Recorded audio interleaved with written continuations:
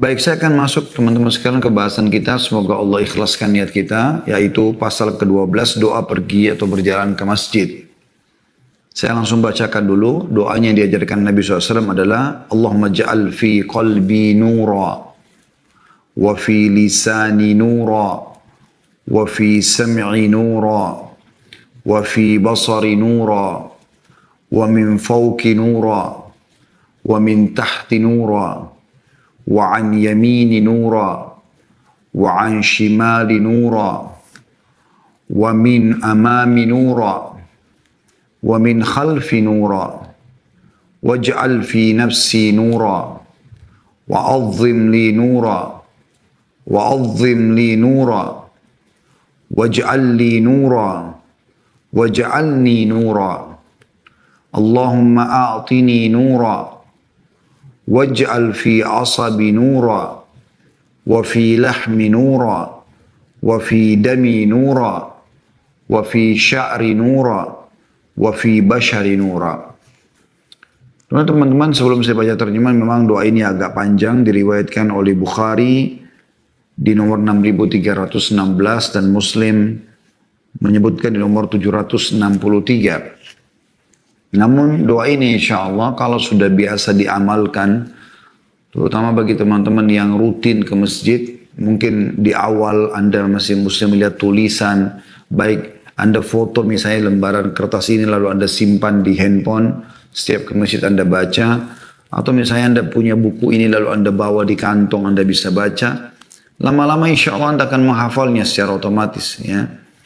Apalagi setelah Anda memahami nanti maknanya. Kita akan mulai coba terjemahkan teman-teman sekalian dan sekaligus coba kita masuk ke makna, ya. Potongan pertama, Allahumma ja'al fi qalbi nura. Ya Allah, jadikanlah di dalam hatiku cahaya. Kalau Anda mau mudah hafal, Anda tahu terjemahannya supaya mudah. Permintaan pertama, minta agar hati yang merupakan mahkota daripada tubuh kita ini diberikan cahaya. Wa fi lisani nura. Permintaan yang kedua adalah minta agar lisan kita diberikan cahaya. Nanti akan kita jelaskan makna cahaya di sini apa, ya. Tapi jelas kita minta agar setelah hati bercahaya, lisan kita bercahaya. Sehingga yang ada terucapkan hanya kebaikan. Yang ketiga, wa fi sam'i nura. Dan pendengaranku juga cahaya. Wa fi basari nura. Dan di penglihatanku cahaya. Wa min fawqi nura. Dan dari sisi atasku cahaya. Wa min tahti nura. Dan dari bawahku cahaya. Wa an yamini nura. Dan dari sebelah kananku cahaya. Wa an shimali nura. Dan sebelah kiriku cahaya. Wa min amami nura. Dan dari depanku cahaya. Wa min khalfi nura. Dan dari belakangku cahaya. Waj'al fi nafsi nura. Dan jadikanlah pada diriku cahaya. Wa azzim li nura. Ya Allah, berikanlah cahaya itu atau agungkanlah cahaya itu padaku. Wa azzim li nura. Dan perbanyaklah cahaya itu untukku. Waj'al li nura. Jadikanlah cahaya untukku. Waj'alni nura. Dan jadikan aku sebagai cahaya. Allahumma a'tini nura. Ya Allah, karuniakanlah aku cahaya. Waj'al fi asabi nura. Dan jadikanlah cahaya pada urat sarafku. Wa fi lahmi nura. Dan di dagingku cahaya. Wa fi dami nura. Dan di dalam darahku cahaya. Wa fi sya'ri nura. Dan di rambutku cahaya. Wa fi bashari nura. Dan di kulitku, ya, wajahku cahaya. Nah, ini Doa yang luar biasa, nanti akan kita masuk ke makna ya. Sekarang ini terjemahan umumnya. Kemudian di riwayat yang lain, saya langsung bacakan, masih di pasal yang sama, pasal 12. Riwayat yang lain menjelaskan, riwayat Tirmidzi nomor 3419. Allahumma ja'al li nura fi qabri. Allahumma ja'al li nuran fi qabri wa nuran fi idhami. Ya Allah, jadikanlah cahaya untukku dalam kuburku dan cahaya dalam tulangku. Kemudian dalam riwayat yang lain diriwayatkan oleh Bukhari dalam kitab Adab Mufrad nomor 695, wazidni nura, wazidni nura, wazidni nura, 3 kali. Dan tambahkanlah cahaya untukku, tambahkanlah cahaya untukku, tambahkanlah cahaya untukku. Kemudian dalam riwayat yang terakhir, yaitu riwayat yang disebutkan Ibnu Hajar dalam Fathul Bari syarah Sahih Bukharinya, dan beliau menisbatkannya kepada Ibnu Abi Asim dalam kitab Ad-Du'a. Bisa dilihat dalam Fathul Bari syarah Sahih Bukhari jilid 11 halaman 118. Wahabli nura, wahabli nuran ala nur. Dan karuniakanlah bagiku cahaya di atas cahaya. Ini semua gabungan dari beberapa riwayat doa tentang doa menuju ke masjid. Sebelum panjang lebar kita jelaskan teman-teman sekalian, saya akan coba bacakan dulu pernyataan Imam Nawawi rahimahullah tentang makna permintaan Nabi SAW di sini, cahaya itu. Ya. Disebutkan bahwasanya Imam Nawawi rahimahullah berkata, yang dimaksud dengan cahaya adalah beliau mengatakan Rasulullah SAW meminta cahaya kepada Allah Subhanahu wa Ta'ala untuk semua anggota badannya dan dari seluruh arah. Anggota badan tadi kan hati, lisan, pendengaran, kuping, penglihatan, gitu kan. Terus saja ya diminta kemudian dari kanan, dari kiri, dari atas, dari bawah, dari depan, dari belakang, seluruh arah ini. Maksudnya adalah diminta ditunjuki kepada kebenaran, keterangan, dan cahaya kebenaran. Sehingga beliau meminta cahaya untuk badan, perbuatan, segala keadaan, dan arah yang 6, sehingga beliau tidak menyimpang sedikit pun dari kebenaran. Ini diambil daripada syarah Sahih Muslim di jilid 5 halaman 45. Teman-teman sekalian, ini yang dimaknakan oleh Imam Nawawi rahimahullah. Dan ini sejalan dengan firman Allah Subhanahu wa Ta'ala. Bisa dilihat dalam surah An-Nur, surah nomor 24 ayat 35. Yang bunyinya, a'udzubillahi minasyaitonir rajim, nurun ala nur, yahdillahu linurihi man yasha'u wa yadribullahu al-amthala linnas, wallahu bikulli syai'in alim. Cahaya di atas cahaya, berlapis-lapis Allah katakan. Memang menceritakan tentang cahaya Allah. Surah An-Nur. Allah membimbing kepada cahayanya. N-nya besar kata ganti Allah. Siapa yang dia kehendaki. Jadi petunjuknya. Ya, hidayah yang Allah berikan. Dan Allah membuat perumpamaan bagi manusia. Dan Allah maha mengetahui segala sesuatu. Ini teman-teman sekalian adalah makna umum daripada tadi cahaya itu. Ya. Baik, kita akan coba bedah lebih dalam doa ini satu persatu. Allahumma ja'al fi qalbi nura. Ya Allah, jadikanlah dalam diriku atau hatiku cahaya. Ini teman-teman sekalian, Maknanya luar biasa. Kita hubungkan dengan hadis lain, di mana baginda Nabi alaihi salatu wassalam bersabda, kalau seseorang mukmin berbuat satu kebaikan, amal soleh apapun yang dikerjakan wajib atau sunnah, maka Allah akan titikkan dalam hatinya setitik cahaya. Ya. Kalau dia berbuat lagi, maka akan bertambah cahaya itu. Dan kalau dia berbuat dosa, maka Allah akan titikkan dalam hatinya sebuah titik hitam. Tentu kalau dia berbuat dosa akan bertambah.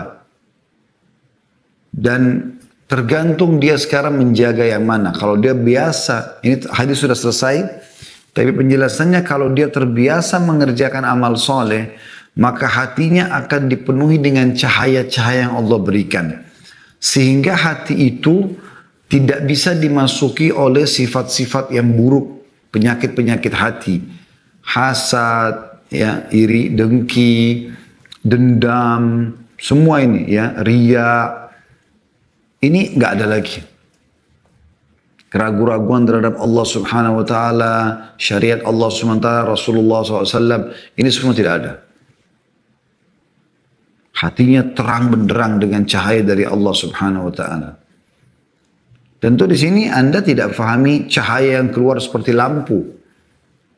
Karena kalau begitu bisa saja ditangkap dengan kamera atau alat. Oh, di hatinya orang beriman ini kalau dilihat bercahaya, keluar cahaya. Gitu. Apalagi tadi doa ini di lisan, di telinga, di mata, di kanan, kiri, semua bercahaya. Berarti orang kalau jalan, kalau beriman bercahaya semua. Bukan cahaya yang itu yang dimaksudkan. Sudah kita jelaskan tadi, Imam Nawawi adalah petunjuk dari Allah Subhanahu Wa Taala. Artinya hatinya ini udah tidak ada celah untuk mau melakukan, terdorong, terbisikkan keburukan. Yang ada hanya ikhlas, yakin, tawakal. Makin kuat cahaya yang Allah berikan itu, ya, petunjuknya, maka makin bersih hati tersebut.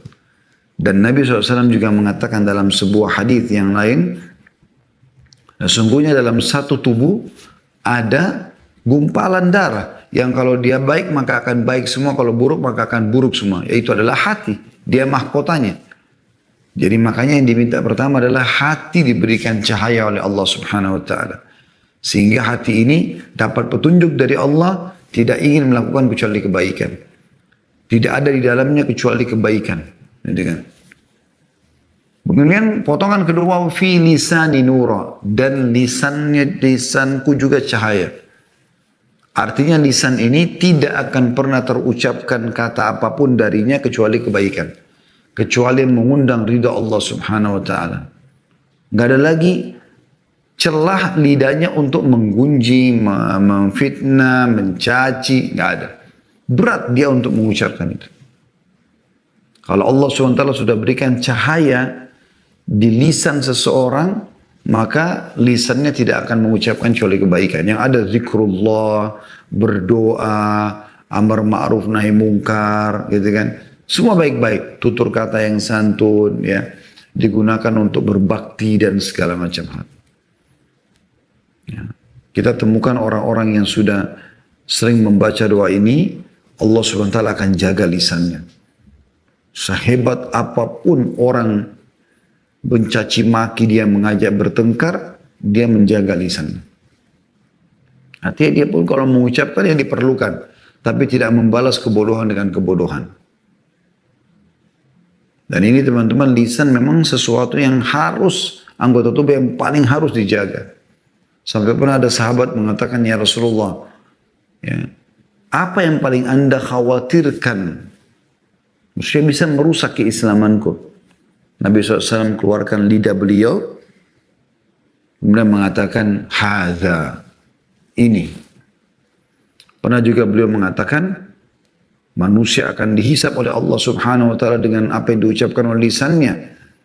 Kalau buruk, kalau baik dia juga akan dapat pahala yang besar. Karena zikrullah dengan lisan itu pahalanya besar. Doa dengan lisan pahalanya besar. Ya kan? Menyeru pada kebaikan, melawan dari kemungkaran, dakwah adalah baik. Nah. Kalau orang ucapkan dengan baik, maka itu taufik dari Allah Subhanahu wa taala. Kalau dia ucapkan buruk, maka akan berbahaya. Kata Nabi SAW, orang akan dilemparkan ke neraka, orang akan dihisap oleh Allah SWT dengan lisannya. Kata Muadz bin Jabal, ya Rasulullah, apakah kami dihisap oleh Allah dengan apa yang lisan kami ucapkan? Kata Nabi SAW, hai Muadz, celaka kalau kau tidak faham. Bukankah manusia mayoritas dilempar dalam neraka justru kena lisannya? Lisan itu bahaya sekali. Kalau Allah SWT tidak berikan cahaya pada lisan kita, kita akan sibuk ya, dengan hal-hal yang tidak baik. Caci maki orang, kasar kalau ngomong, fitnah, segala macam caci maki. Anda akan temukan orang-orang yang sudah Allah berikan cahaya pada lisannya, terkontrol. Yang ada ucapkan yang baik. Karena Nabi SAW mengatakan, man kana yu'minu billahi wal yawmil akhir falyakul khairan aw liyasmut. Siapa yang mengaku beriman pada Allah dan hari akhir, dia hanya mengucapkan kalimat yang benar atau dia diam. Itu hanya bisa dengan ada cahaya dari Allah Subhanahu wa taala. Kalau sudah ada cahaya Allah SWT berikan pada lisan, maka yang diucapkan hanya kebaikan. Dan ini yang kita minta. Kemudian yang ketiga, wa fi sam'i nura, dan pendengaranku juga cahaya. Sehingga orang yang telah Allah berikan cahaya pendengarannya tidak akan dengar kecuali kebaikan. Dan subhanallah, Allah punya cara untuk menyelamatkan dia dari cerita-cerita yang tidak benar. Allah buat dia tidak dengar. Pernah nggak terjadi teman-teman sekalian, Anda berbicara atau ada orang berbicara, sudah dengar belum? Enggak, kita nggak dengar. Padahal itu sudah heboh beritanya gitu. Kuasa Allah Subhanahu wa taala. Mungkin supaya Anda tidak terlibat dalam gosip itu, Anda tidak terlibat dalam fitnah itu, Anda tidak terlibat dalam permasalahan-permasalahan itu. Yaitu kalau Allah sudah berikan cahaya kuping kita ini merasa nyaman mendengarkan Al-Quran, mendengarkan ceramah. Telinga kita rasanya ya rindu untuk mendengar tilawah-tilawah Al-Quran. Kalau kita dengar hati kita sejuk, kayak konek ini semua. Yang keempat, kita minta wa fi basari nura, dan mataku pun cahaya. Sehingga tadi ya, petunjuk maknanya tidak akan melihat kecuali kebaikan. Matanya hanya mau suka lihat yang baik. Yang bertafakkur dalam ciptaan Allah. Melihat Al-Quran, melihat buku, ya belajar. Lihat yang baik-baik saja. Semua yang haram diturunkan pandangan matanya. Karena dia faham sebagai orang beriman. Kalau Allah sudah berikan cahaya dia, ya, maka ada hadits Nabi SAW yang berbunyi, siapa yang menurunkan pandangannya dari haram, maka Allah akan tanamkan kenikmatan iman dalam hatinya sampai hari kiamat. Bukan hanya di dunia, tapi sampai dia mati, dibangkitkan pun, dia masih rasakan kenikmatan itu. Kapan dia turunkan pandangannya dari yang haram. Kemudian kita minta yang kelima, tadi itu sekitar tubuh kita semua, sekarang, itu dalam tubuh kita, sekarang kita, sekitar kita. Wa min fawqi nura, dari atasku pun cahaya. Ya. Jadi kita minta Allah Subhanahu wa taala tidak memberikan celah sedikit pun bagi syaitan untuk masuk dalam diri kita. Kenapa ada penyebutan dari atas? Karena syaitan, iblis kan berjanji pada Allah Subhanahu wa taala akan menggoda manusia dari sisi kanannya, dari kirinya, dari atasnya, dari depan, dari belakang. Itu semua syaitan. Kalau dia bisikin kita dari sini nggak mempan, dia akan pindah ke kanan, nggak mempan kiri, kiri nggak mempan depan, depan nggak mempan belakang. Atas dia berusaha supaya kita tergoda. Ya, mungkin di sini kita nggak lihat yang haram, tapi pas kita lihat sana kita lihat yang haram. Mungkin di sini kita nggak dengar yang haram, tapi pas di sana kita dengar yang haram.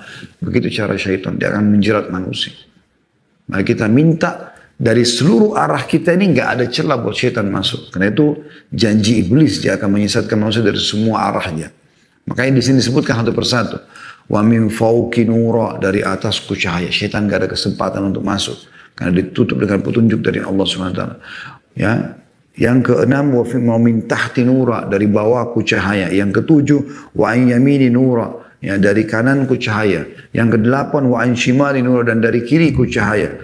Yang kesembilan, wa min amami nura, dan dari depanku cahaya.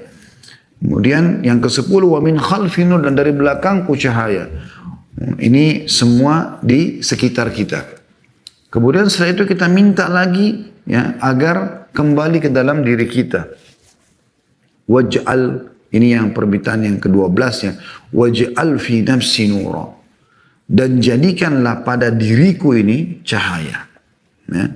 Jadikanlah pada diriku cahaya.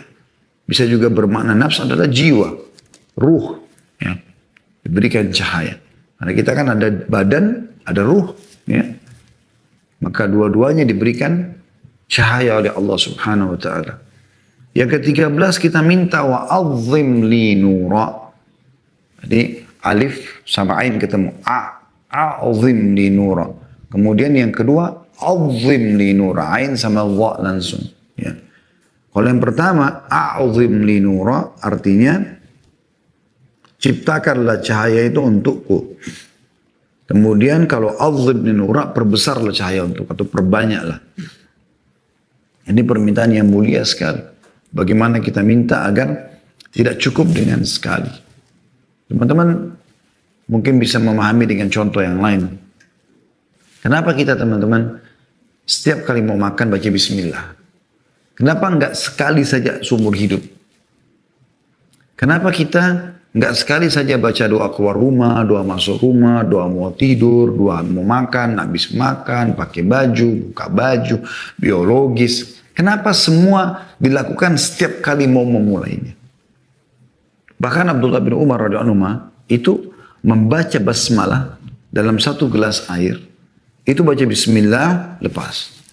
Dia taruh. Tahu bismillah perintah kan? Dilepaskan alhamdulillah. Diminum lagi bismillah, dilepas lagi alhamdulillah. Begitu. Begitu terus. Nah, ini semua sampai kadang-kadang dalam satu gelas bisa 10 sampai 11 kali beliau mengucapkan bismillah alhamdulillah. Karena ingin mengejar keutamaannya. Kenapa harus terulang? Kenapa kita setiap sholat baca ihdinas siratal mustaqim, berikan kami jalan, berikan kami petunjuk ke jalan yang tunjukkanlah kami ke jalan yang lurus. Bukanlah kita sudah seorang muslim, kita sudah sholat. Karena teman-teman sekalian kita ini manusia butuh. Setiap saat karena syaitan selama kita hidup terus menggoda kita. Dia akan berhenti tidak punya kesempatannya kalau kita sudah meninggal. Makanya ada orang yang Nabi SAW mengatakan, ada orang yang berbuat amalan ahli surga sampai tidak ada jarak antara dia sama surga kecuali satu jengkal. Lalu terlewatkan, ya, ada takdir, maka dia berbuat amal buruk, ya, kemudian dia masuk ke neraka. Misalnya dia sudah beriman selama 70 tahun. Hari pertama 71 tahun murtad dari Islam. Mati, masuk neraka. Dinukil kisah begitu ya. Ada seorang muadzin di negeri Syam, ya di Syria tepatnya, dia muadzin. Dalam zaman dulu belum ada speaker pengeras suara, jadi orang naik ke menara teriak dengan suara keras. Kebetulan dia setiap azan, dia naik ke menara itu. Satu waktu ada tetangga baru tinggal dekat masjid, Nasrani, punya anak perempuan, rupanya cantik menurut dia, digambarkan begitu dalam cerita. Maka perempuan ini keluar dari teras, kemudian melihat ke arah dia. Dia pun tertarik melihatnya. Maka dia nggak jadi azan. Tiba-tiba hatinya terdorong untuk turun ngobrol sama perempuan tersebut. Dan tiba-tiba ngobrol, kalau saya suka kamu gini-gini. Perempuan itu dengan spontan mengatakan, kau orang muslim. Saya orang Nasrani, nggak bisa. Karena sukanya tergiur dengan kecantikan sampai dia mengatakan, kalau gitu saya akan pindah ke agamamu. Ringkas cerita, murtad dia dari Islam. Begitu diceritakan dalam kisahnya. Tapi tidak disebutkan nama orang ini ya. Semoga Allah selamatkan kita tidak mengikuti orang seperti ini. Jadi subhanallah dia murtad. Setelah itu baru habis selesai dia nikah sama perempuan itu dengan cara Nasrani. Atap kamar dia yang sama istrinya ini di rumah perempuan itu ada yang rusak. Maka dia naik untuk memperbaiki, dia terpleset, jatuh, mati. Mati dalam keadaan kafir. Setelah sekian tahun jadi muadzin di masjid. Kata Nabi SAW sebaliknya, ada orang yang berbuat amalan ahli neraka. Terus saja amal neraka yang dia lakukan sampai tidak ada jarak antara dia sama neraka kecuali satu jengkal. Lalu kemudian dia berbuat amal ahli surga. Misalnya dia kafir sekian tahun, dia bermaksiat sekian tahun. Akhir hidupnya subhanallah dia tobat nasuha. Begitu kemudian dia meninggal. Maka kata Nabi SAW dia masuk surga. Itu disebutkan dalam hadis lain riwayat Bukhari. Yang ada orang bertaubat, gitu kan? Dia telah membunuh 100 jiwa, kemudian dia bertaubat.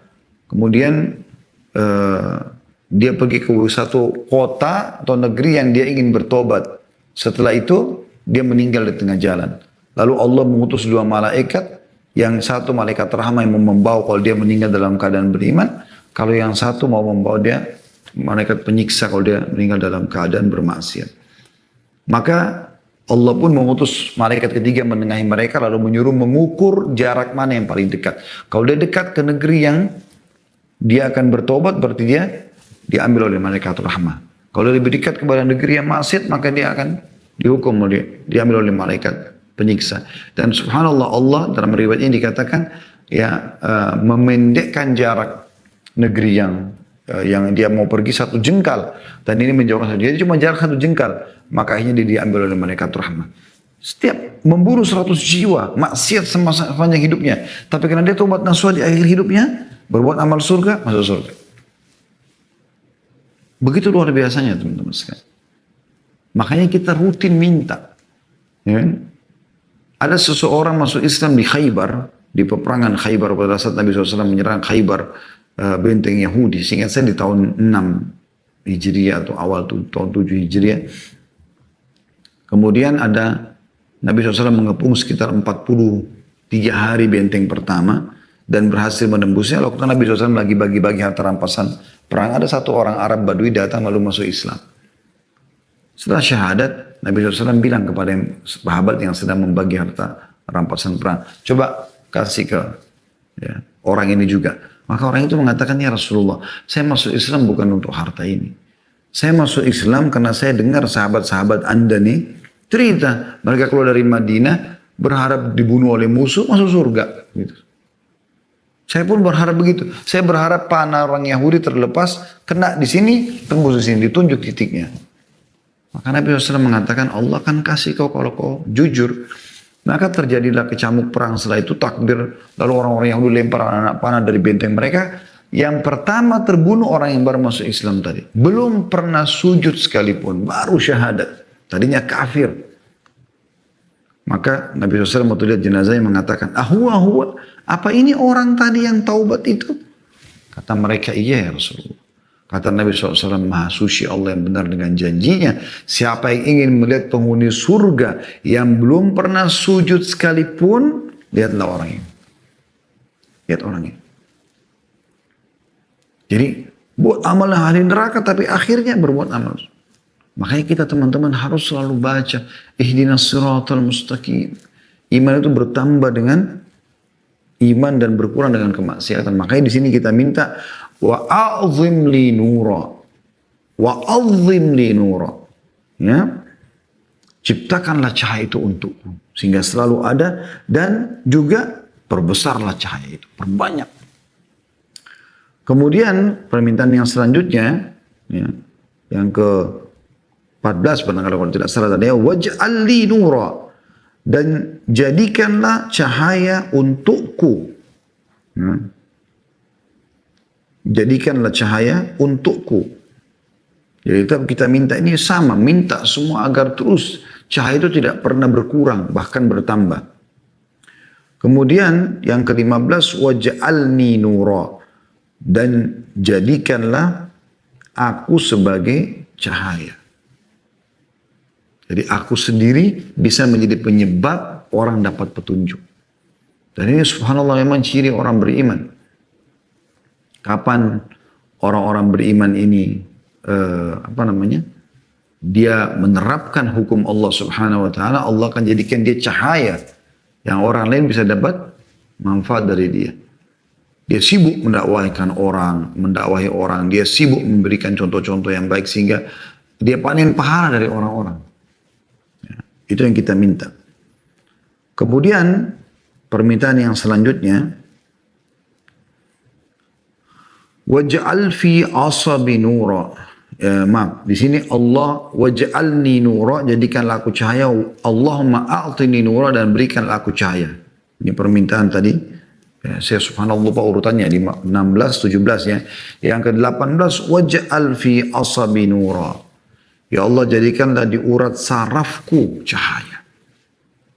Sampai ke urat saraf. Pertanyaan, kok bisa urat nih? Hubungannya dengan urat. Mungkin kalau kita hubungkan dengan hadis Nabi SAW, ada hadis ya. Sesungguhnya syaitan mengalir dalam tubuh manusia seperti mengalirnya darah.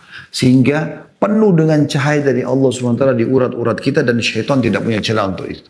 Luar biasa, tertutup semuanya dengan cahaya dari Allah SWT. Dan ini semuanya tentu supaya syaitan tidak bisa masuk. Ya, itu urat karena syaitan mengalir di situ. Kemudian selanjutnya wa fi lahmi nura. Ya. Jadi tadi hati 1, lisan 2, pendengaran 3, penglihatan 4, atas 5, bawah 6, kanan 7, ya, kiri 8, depan 9, belakang 10, dalam diri jiwa 11, 12, agungkanlah cahaya itu, perbesar cahaya itu untuk aku. Kemudian yang ke-13, ya, perbesarlah cahaya itu atau agungkanlah cahaya itu untukku. 14, jadikanlah aku cahaya atau jadikan untukku cahaya. Kemudian yang ke-15, jadikan aku sendiri cahaya. Petunjuk bagi orang. Ya. Dan selanjutnya, ya Allah berikanlah aku cahaya. Ya. Ini mungkin yang ke-16 tadi ya.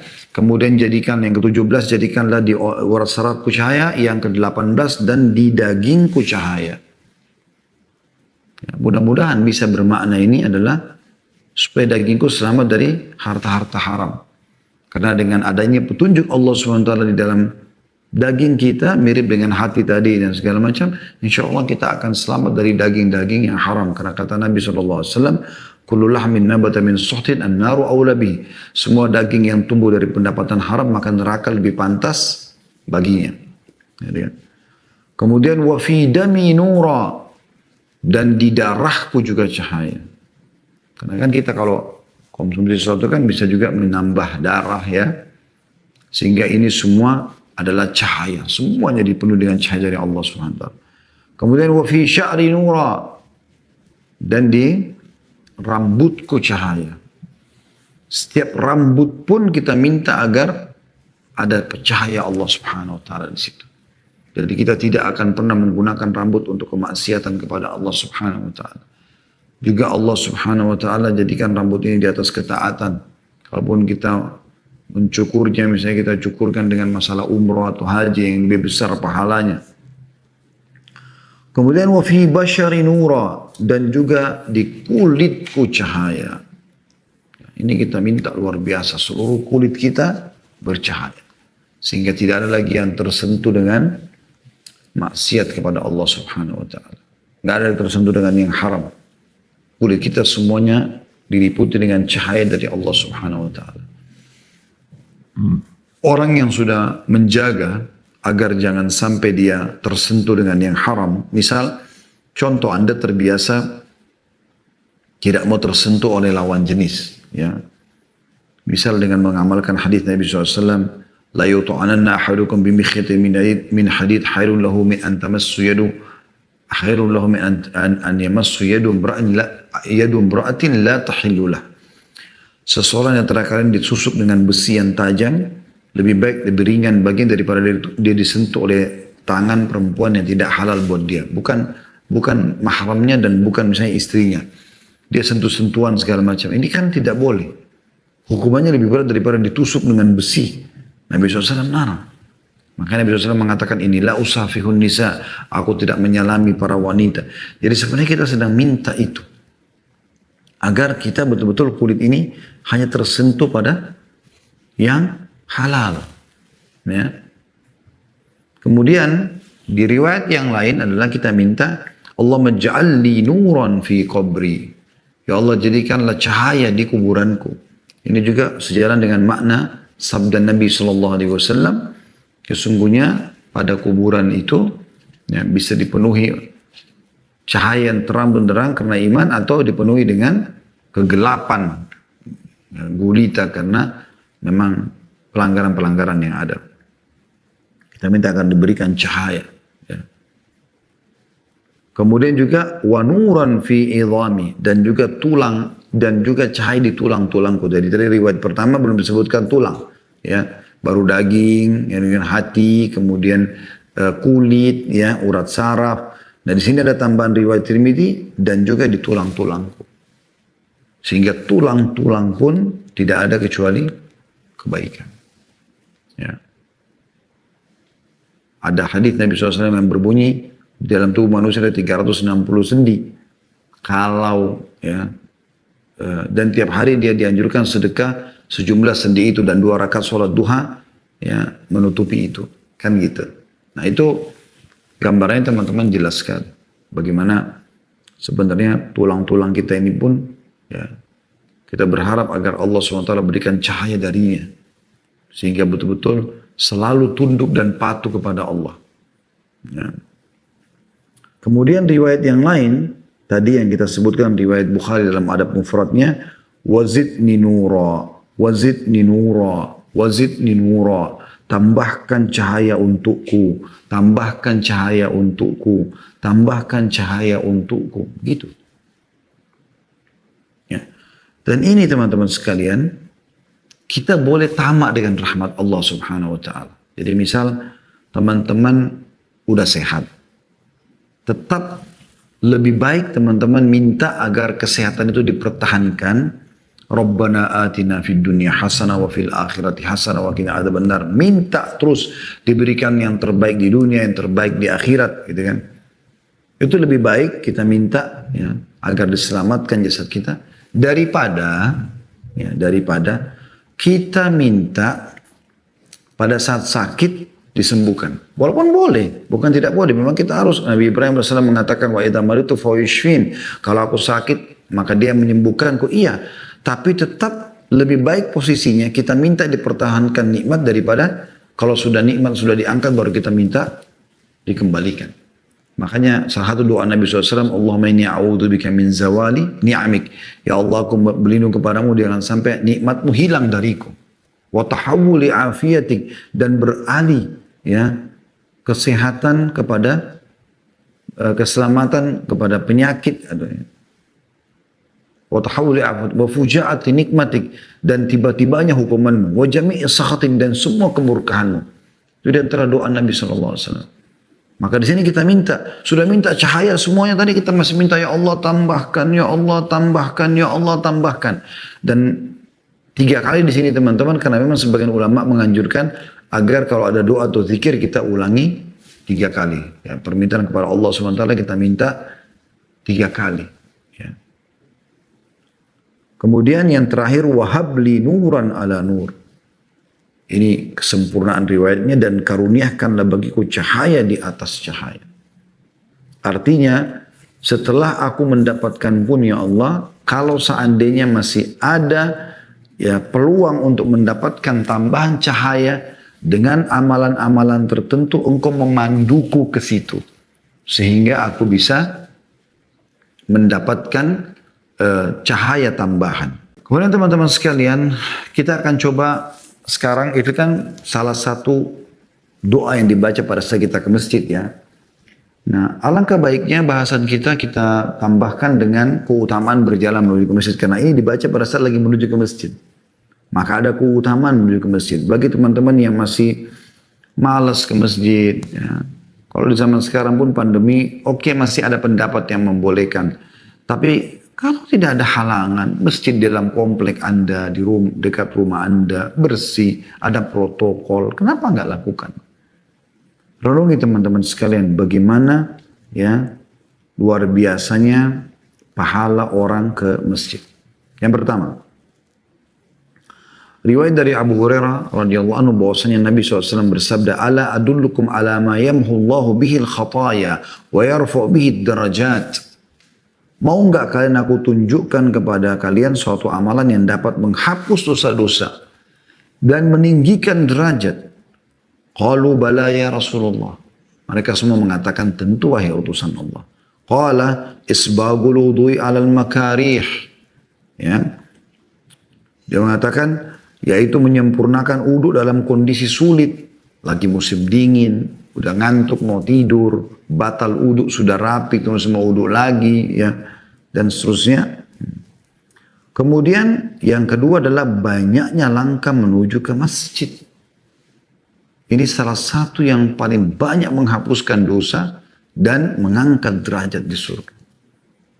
Setelah itu kata Nabi SAW, dan juga menunggu sholat setelah sholat.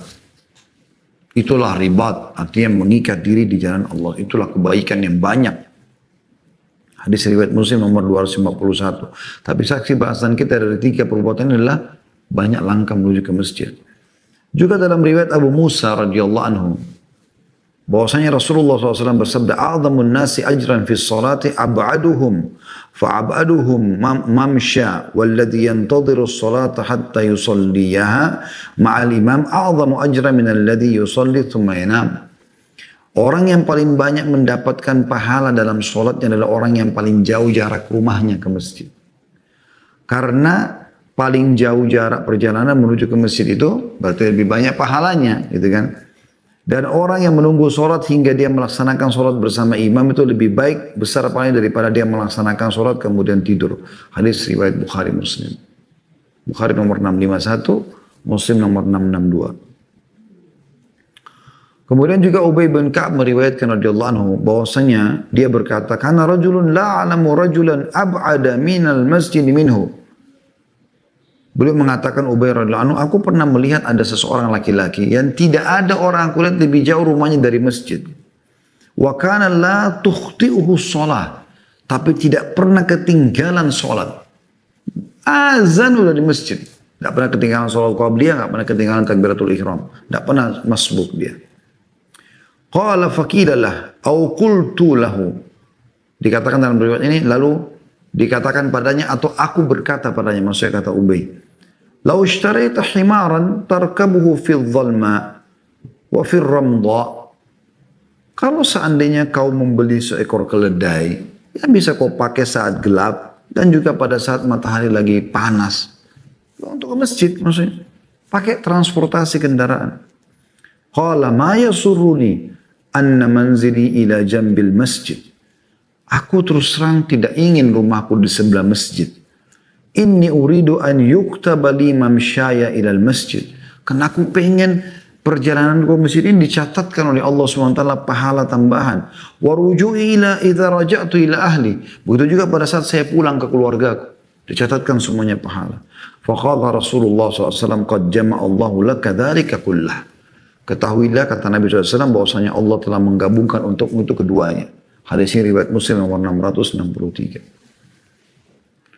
Juga dalam hadis Abu Hurairah radhiyallahu anhu kata Nabi SAW, tentu boleh kita pakai transportasi, boleh pakai motor, pakai mobil, tidak ada masalah. Tapi kita lihat di sini teman-teman, jangan malas untuk pergi ke masjid karena langkahnya itu diberikan pahala. Bahkan di sini sahabat ini ingin pahalanya lebih besar dengan jalan kaki daripada kendaraan. Karena kendaraan lebih mudah kan. Karena makin besar cobaan dalam satu ibadah, maka makin besar insya Allah pahalanya. Kata Nabi SAW, "Inna idhamal ajri ma'idhamal bala." Sesungguhnya besarnya pahala sesuai dengan besarnya cobaan. Gitu kan. Hadits yang lain Abu Hurairah meriwayatkan bahwasanya Rasulullah SAW bersabda, "Man tatahhara fi baitihi, thumma masya ila bait min buyutillah liyaqdiya faridatan min faraidillah, kanat khatwatahu ihdahuma tahuttul khati'ah wal ukhra tarfa'u darajat." Barang siapa yang bersuci di rumahnya, kemudian berjalan ke salah satu rumah Allah untuk melaksanakan kewajiban yang Allah tetapkan, maka kedua langkahnya yang satunya menghapus kesalahan, yang satu lagi meninggikan derajat. Hadis riwayat Muslim nomor 666. Jadi luar biasa banyak sekali ya keutamaannya.